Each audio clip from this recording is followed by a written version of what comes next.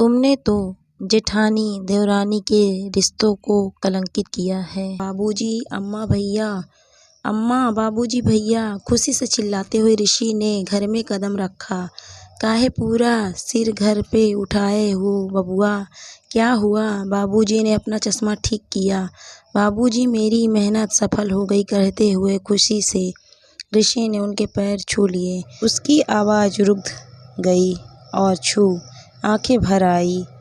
अब कोई बोलेगा भी या बस पहेलियां ही बुझाते रहेगा? इतना खुश है मतलब लड्डू बांटने वाली खबर है। जा रामू, 1 किलो लड्डू ले आ, सेठ जी बोले। ऋषि की आवाज़ से पूरा घर इकट्ठा हो गया। सबके चेहरे पर उत्सुकता थी। हमेशा शांत, धीर, गंभीर रहने वाला ऋषि आज छोटे बच्चे जैसी खुशी से नाच रहा था।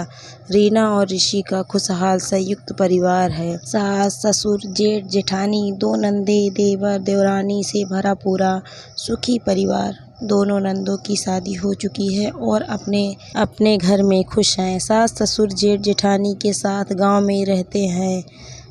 ऋषि बड़े शहर में एक बहुराष्ट्रीय कंपनी में बहुत अच्छे पद पर नौकरी करता है और देवर भी दूसरे शहर में एक सरकारी स्कूल में प्रधानाध्यापक है। जेठ जेठानी बहुत ही सरल स्वभाव के हैं।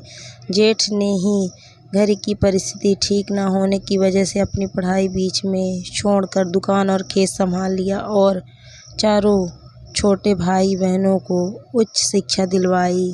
ऋषि और रीना हमेशा उनके इस त्याग और बलिदान को याद रखते हैं। देवरानी सौम्या थोड़े अलग स्वभाव की थी। ऋषि और अपने पति की सरकारी स्कूल की नौकरी की अक्सर तुलना किया करती। रीना और उसकी जेठानी में खूब बनती थी। वो भी उसे फूटी आँख नहीं सुहाता। भैया 1 किलो नहीं 5 किलो लड्डू मंगाओ, अब हमारे अच्छे दिन आ गए। मेरी कंपनी में मुझे 3 साल के लिए विदेश भेज रही है।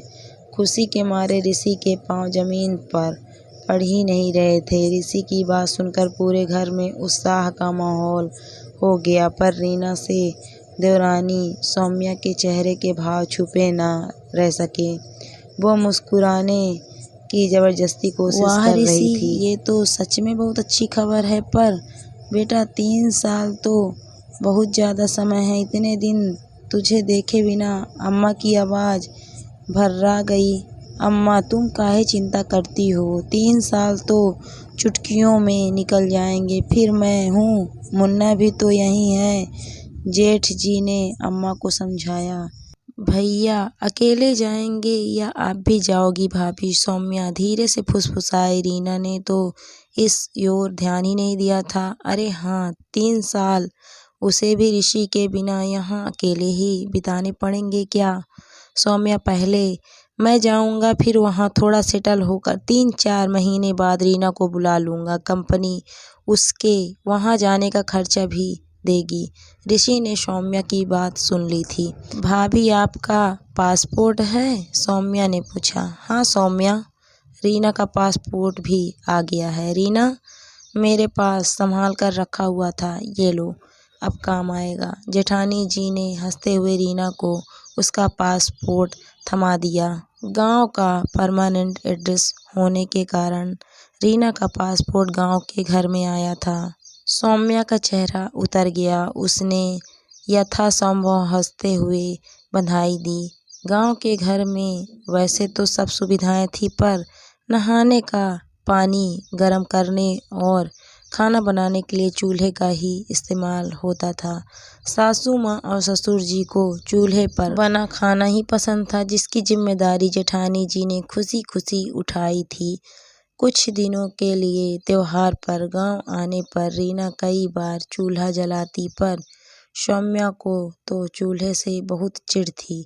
अगले दिन सुबह जल्दी उठकर सौम्या को चूल्हे में फुकनी से फूंक कर चूल्हा जलाते देख जेठानी जी के आश्चर्य का पारावर ना रहा। अरे वाह सौम्या, तुम चूल्हा जला रही हो? जेठानी जी हंसते हुए बोली। सौम्या एकदम हड़बड़ा गई। वो भाभी कहते हुए चूल्हे की लकड़ियां आगे पीछे करने लगी।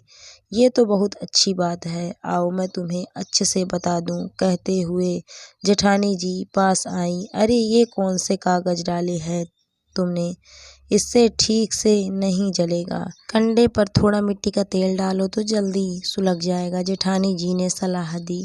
वो भाभी बस ऐसे ही फालतू के थे, बस जल ही गया है, कहते हुए सौम्या ने तेजी से फूंकना शुरू किया और कागजों को चूल्हे के और अंदर डालने लगी। शाम को घर में ढूंढा ढूंढी मच गई। रीना का पासपोर्ट कहीं खो गया था, मैंने यही टीवी के ऊपर ही रखा था, मुझे अच्छे से याद है। रीना अपनी सफाई दे रही थी और ऋषि उस पर नाराज हुए जा रहा था। बहुत ढूंढने पर भी रीना का पासपोर्ट नहीं मिला। अचानक जेठानी को कुछ याद आया। वो तेजी से बुझे हुए चूल्हे के पास पहुंची और लकड़ी से राख को उलटने पलटने लगी।